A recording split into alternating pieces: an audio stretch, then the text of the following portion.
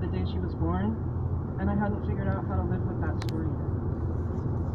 After my daughter died, I also spent a long time living under an overpass in a kind of profound state of zombie grief and loss that some of us encounter along the way. Maybe all of us, if you live long enough. You know, homeless people are some of our most heroic misfits because they start out as us. So you see, I missed fitting into just about every category out there. Daughter, wife, mother, scholar, and the dream of being a writer was really kind of like a small, sad stone in front. It was pretty much in spite of myself that I got on that plane and flew to New York City, where the writers are. Hello, misfits. I can almost see your heads glowing. Pick you out of a room. All right, girls, At I'll be first, right you back would have then. loved it. Okay. You got to choose the 3 things. So guys, it's little Meg here, and today we are going to be going into a Star Wars legendary ship. Ooh, I like this.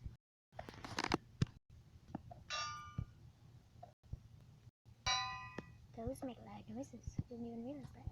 Let's put some glowstone down. Right, Miss Little Kate? Right?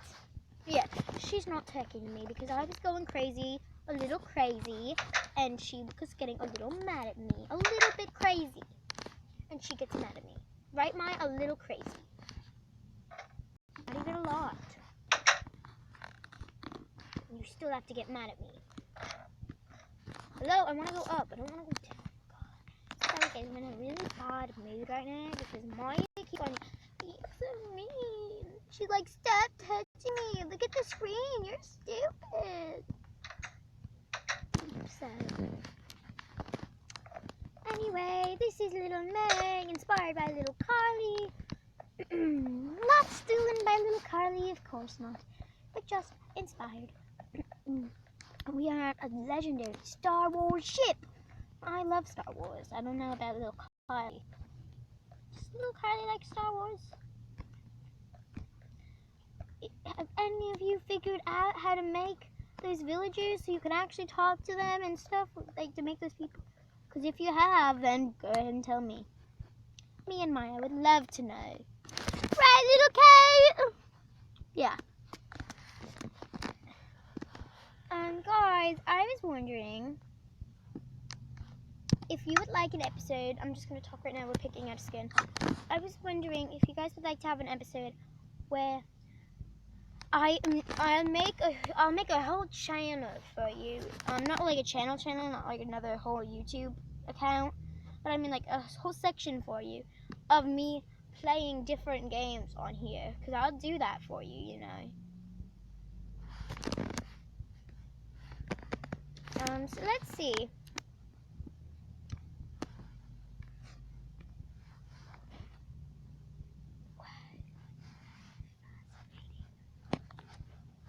So today, it looks like we need to get in Cupcake Candy Girl, Cupcake Princess form. So now that we're in Cupcake Princess outfit, we need to go, go, go.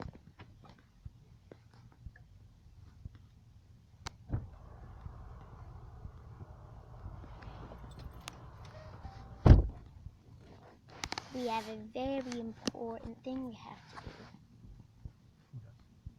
do. Me. I have to save some. Well, not like I have to save a town. So here we go. So, oh, we have to save some things. All of these ships here.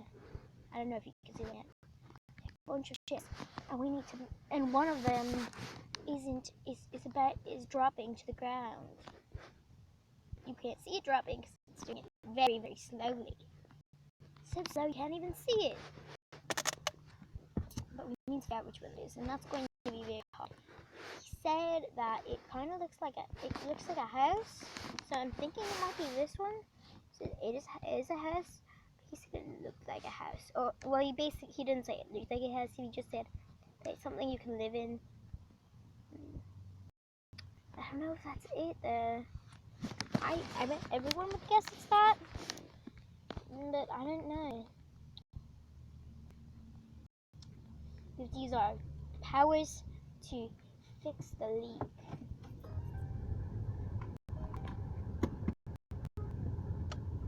I wonder what it is. It says it's big and you can live on it, but people don't always live on it. People sometimes live on it. I didn't get what he's talking about though. Audio.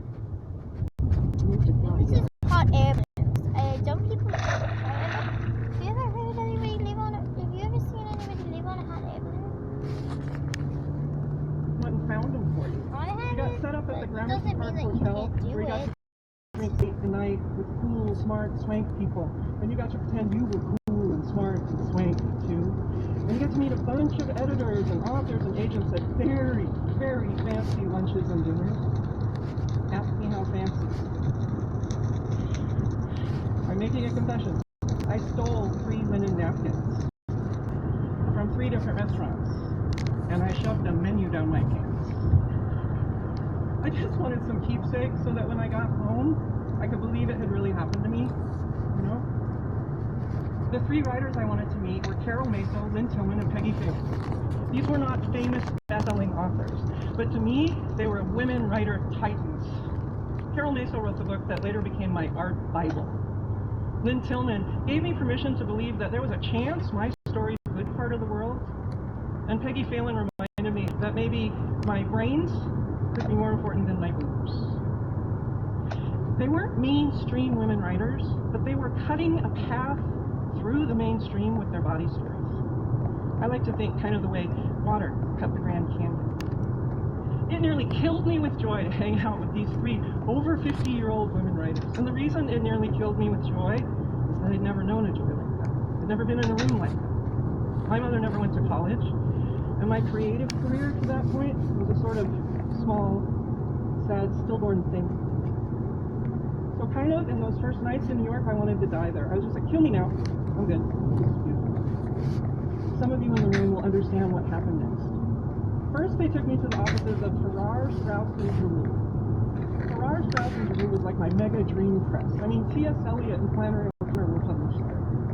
The main editor guy sat me down and talked to me for a long time, trying to convince me I had a book in me about my life as a swimmer. You know, like a memoir. The whole time he was me, I sat smiling and nodding like a numb idiot. My arm crossed on my desk. Well, nothing came out of my mouth. So in the end, he patted me on the shoulder like a swim coach might, and he wished me luck, and he gave me some free books, and he showed me out the door.